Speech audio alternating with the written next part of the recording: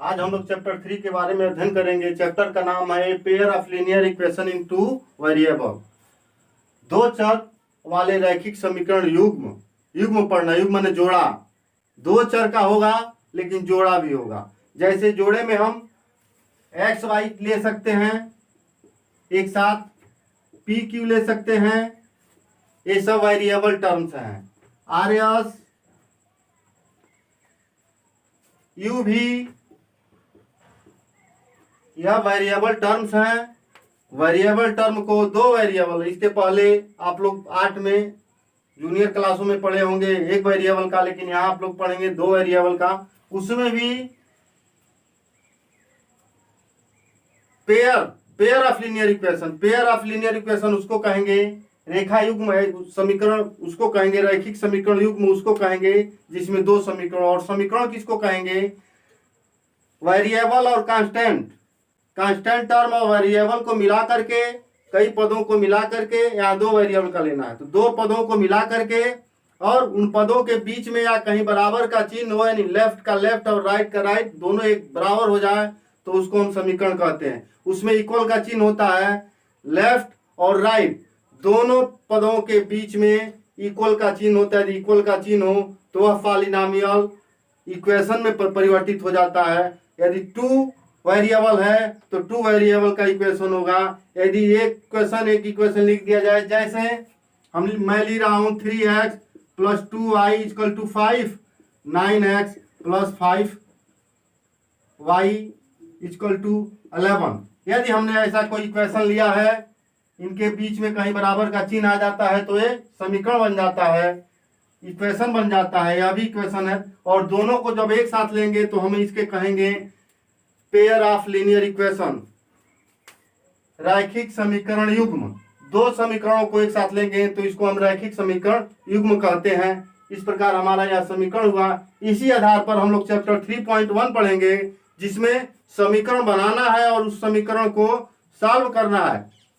Solve कैसे किया जाएगा, आइए हम लोग चैप्टर 3.1 पे चलते हैं। एक्सरसाइज 3.1 फर्स्ट क्वेश्चन है, Aftab tales his daughter 7 years ago I was 7 times as old as you were then.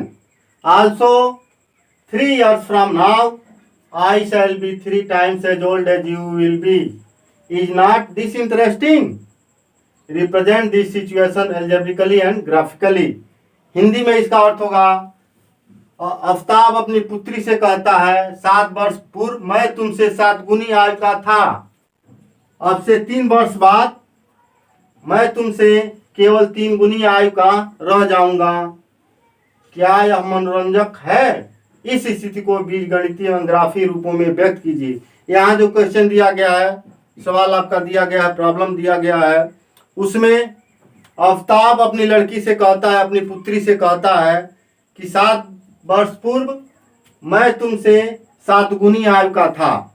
7 वर्ष पूर्व जहाँ बात आवे, पहले जहाँ बात आए वहां आज के प्रेजेंट एज में से घटाते हैं। सपोज करिए कि आपकी उम्र आज 15 साल है, हम पूछे आपसे कि 5 वर्ष पूर्व आपकी उम्र कितनी थी, तो 15 में से आप 5 घटाएंगे, यानी 5 वर्ष पूर्व आपकी उम्र 10 वर्ष थी। उसी तरह से यदि हम आज का उम्र इन लोग दोनों का मान लेते हैं, आफ्ताब और उसकी पुत्री का, तो 7 वर्ष पूर्व की उम्र जब हम करेंगे तो दोनों की उम्र में से 7 वर्ष को घटाएंगे। 3 वर्ष बाद मैं तुमसे केवल 3 गुनी आयु का रह जाऊंगा। देखिए यहाँ 7 वर्ष पहले 7 गुनी आयु का था, 3 वर्ष बाद 3 गुनी आयु का था, हो जाएगा। तो 3 वर्ष बाद 3 गुनी आयु का हो जाएगा, तो बाद वाले को प्लस करते हैं। हम आपसे पूछें कि आज के उम्र यदि आपका 15 साल है तो 3 वर्ष बाद आपका उम्र कितना होगा, तो 15 में 3 हम जोड़ देंगे, 3 वर्ष बाद आप 18 साल के हो जाएंगे। उसी तरह से इसमें करना पड़ेगा, बाद वाले को जोड़ते हैं और पहले वाले को घटाते हैं। आज का प्रेजेंट एज मैं मान ले रहा हूं, let us assume that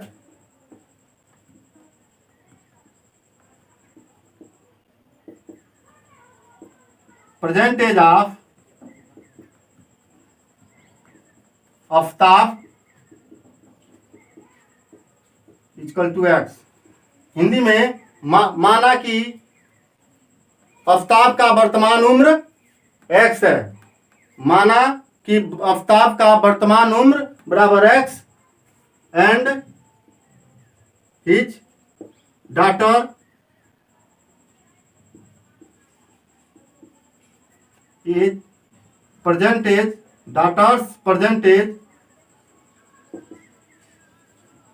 equal to y, और उसकी पुत्री का वर्तमान उम्र वाई है अकॉर्डिंग टू क्वेश्चन। देखिए 7 वर्ष पूर्व 7 ईयर्स एगो, यहां लिखेंगे 7 ईयर्स एगो, यानी 7 वर्ष पूर्व age of Aftab equal to x minus 7, age of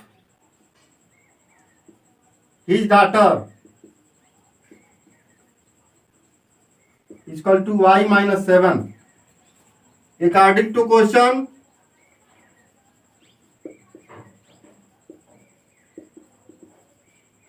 प्रश्न के अनुसार, प्रश्नानुसार क्या कह रहा है कि 7 वर्ष पूर्व मैं तुम्हारी आयु का 7 गुना था, तो दोनों की आयु लिख लीजिए 7 वर्ष पूर्व का। यह है आफताब की उम्र x माइनस 7, यह है उसकी पुत्री की उम्र y माइनस 7।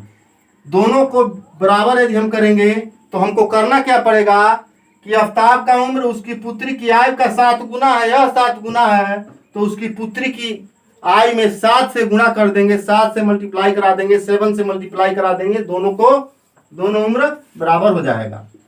आइए देखते हैं, पुत्री की उम्र छोटी है तो उसकी छोटी है तो उसके उम्र में 7 से गुणा करा देंगे, तो उसके पिता अपने फादर यानी आफताब के उम्र के बराबर इसका उम्र हो जाएगा, क्योंकि वह कह रहा है कि 7 वर्ष पूर्व मैं तुम्हारी आयु का 7 गुना था। 7 से मल्टीप्लाई करा दीजिए, दोनों बराबर हो जाएंगे। इसे मल्टीप्लाई कराते हैं, 7y माइनस 49, यहाँ x माइनस 7, y को पक्षांतर करके लेफ्ट हैंड में लाएंगे तो x minus 7y equal to 7 उधर जाएगा तो प्लस 7 माइनस 49, यह हो जाएगा x minus 7y equal to minus 42। Equation first, पहला जो केस है उसका एल्जेब्राइक रिप्रेजेंटेशन हो गया, बीजगणितीय प्रदर्शन इसका यहाँ व्यक्त हो गया। आइए दूसरे क्वेश्चन में चलते हैं। दूसरे प्रश्नानुसार जो दूसरे में कह रहा है कि 3 years, also 3 years from now, लिखेंगे after 3 years,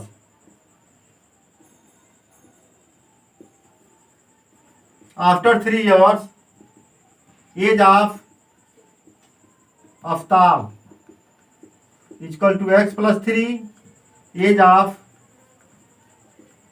his daughter equal to y plus 3।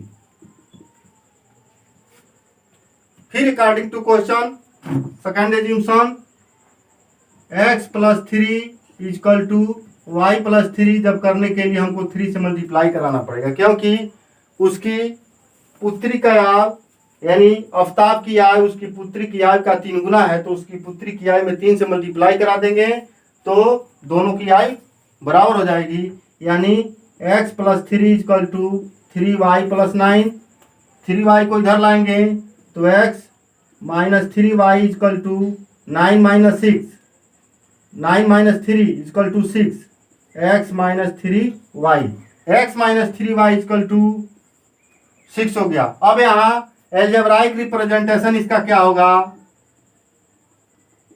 यह ज्ञात करना है। बीज गणितीय एवं ग्राफी रूपों में व्यक्त की, तो बीज गणितीय रूप यहाँ इसका निकल रहा है एल्जेब्राइक रिप्रेजेंटेशन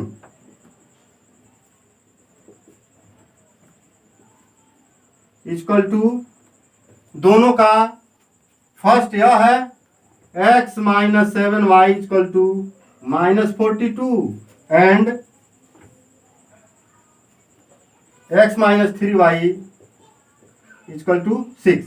अब देखिए यहाँ दोनों समीकरण इसके एल्जेब्राइक रिप्रेजेंटेशन कर दिए। अब ग्राफिकली में प्रेजेंट करने के लिए हमको एक टेबल बनाना पड़ेगा।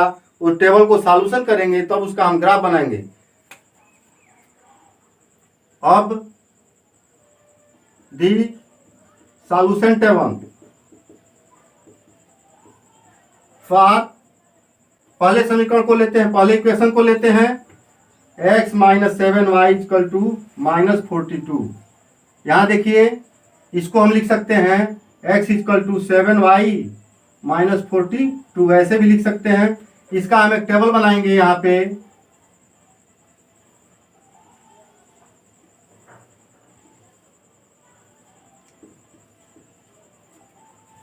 x के किस वैल्यू के लिए y की वैल्यू इस समीकरण को संतुष्ट करेगा, अपने पास से इस समीकरण को देख करके, इक्वेशन को देख करके लिखेंगे और ऐसा इक्वेशन, ऐसा मान लिखेंगे कि वह मान बहुत बड़ा ना हो, हमको ग्राफ पर उसको आसानी से दर्शा सकें, दिखा सकें, रिप्रेजेंट कर सकें।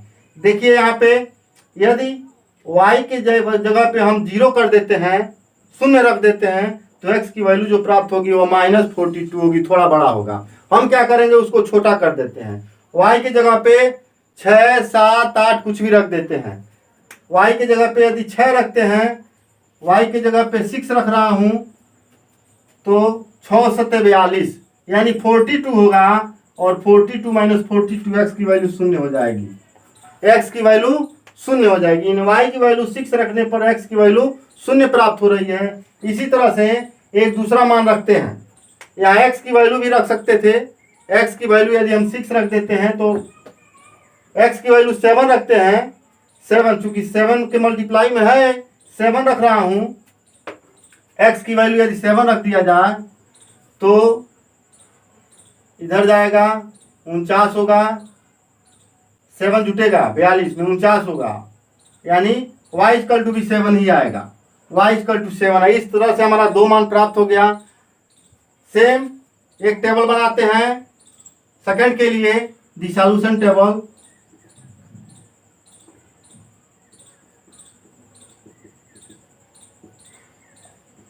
For x minus 3y equal to 6, यानी x बराबर 3y प्लस 6।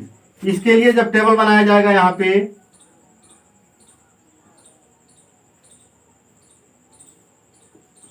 स्पेस कम है इसलिए थोड़ा छोटा लिखना पड़ रहा है। देखिए y की जगह पे यदि हम 0 रख देते हैं तो x की वैल्यू 6 आ जाएगी। यहाँ से x की वैल्यू 0 रख देंगे, 0 रख देते हैं तो y equal to -2, 3y equal to -6, y equal to -2 आ जाएगा। अब हमको 2 बिंदु इसका भी मिल गया, 2 बिंदु इसका मिल गया। अब इसका हम ग्राफ बनाएंगे। ग्राफ बनाने के लिए, ग्राफ के लिए अब इसी का ग्राफ हमको बनाना पड़ेगा। कैसे बनाएंगे, या x एक्सिस हुआ है, y एक्सिस हुआ, y का ऋणात्मक हुआ, x का ऋणात्मक, x का धनात्मक, x का y का धनात्मक। जो भी बिंदु लेते हैं, इस बिंदु से लेते हैं, ओरिजिन पॉइंट से लेते हैं, जिसका हिंदी में होता है मूल बिंदु। इधर जाएंगे तो x धनात्मक होगा, हमको यहाँ लेना है मैक्सिमम 7, तो यहाँ से ले लेते हैं 1 2 3 4 5 6 7 मान लेते हैं, यहाँ पे आ जाता है। इधर आइए 1 2 3 4 5 6 7, 1 2 3 4 5 6 7, 1 2 3 4 5 6 7। ये बिंदु हमने मान लिया। 0 6 कहाँ होगा, 0 6 यानी y अक्ष के धन दिशा में 6 भाग चलेंगे, 6 बिंदु चलेंगे और y अक्ष पे x की वैल्यू 0 होती है, तो 1 2 3 4 5 6 मेरा बिंदु यहाँ पे होगा 0 6, यह बिंदु होगा। इसके बाद 7 7 7 7 इसी दिशा में 7 7 यानी इसके ऊपर जाएगा, यहाँ पर होगा, इसके सामने और इसके सामने 7 7। x भी धनात्मक दिशा में, y भी धनात्मक दिशा में। यहाँ से और यहाँ से जब मिलान करेंगे तो ये यहाँ पे कोइंसाइड करेगा, काटेगा। अब इन दोनों को काटते हुए एक हम रेखा खींचेंगे, यह मेरा रेखा जाएगा। रेखा इधर उधर हो सकता है, ग्राफ स्केल पेंसिल से नहीं बनाया जा रहा है, हाथ से बनाया जा रहा है, थोड़ा सा हो सकता है, लेकिन उसको आप लोग मानिएगा कि सीधी रेखा है। यह जो रेखा है वह इसके लिए है x minus 7y equal to -42, दूसरा यह लाइन उसके लिए ग्राफ उसके लिए प्रदर्शित कर रहा है। दूसरा हमारा है यह x equal to 6 y equal to 0, यानी x पर 6 भाग, यानी यह होगा 6 0 0 माइनस 2, y पे माइनस 2 0, यह 0 माइनस 2 यह होगा। अब इसको और इसको मिलाते हुए एक रेखा खींचेंगे ऐसे, देखिए दोनों बिंदुओं को टच करते हुए जाएगा ये यहां से, यह 0 2 यह रहा, यह रेखा होगा x minus 3y equal to 6, x minus 3y equal to 6। इस प्रकार हमारा यह आगे भी जा सकता है। इस प्रकार यह दोनों रेखाओं का रिप्रेजेंटेशन यहाँ हो गया, ग्राफिकल रिप्रेजेंटेशन दिस और एल्जेब्राइक रिप्रेजेंटेशन इज दिस। यहाँ एक ग्राफिकल रिप्रेजेंटेशन लिख लेंगे,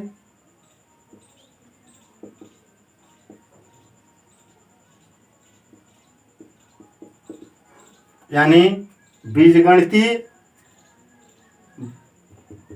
यह है और ग्राफी यह है, दोनों हमारा रिप्रेजेंट हो गया। इस प्रकार हमारा क्वेश्चन नंबर फर्स्ट सॉल्व हुआ।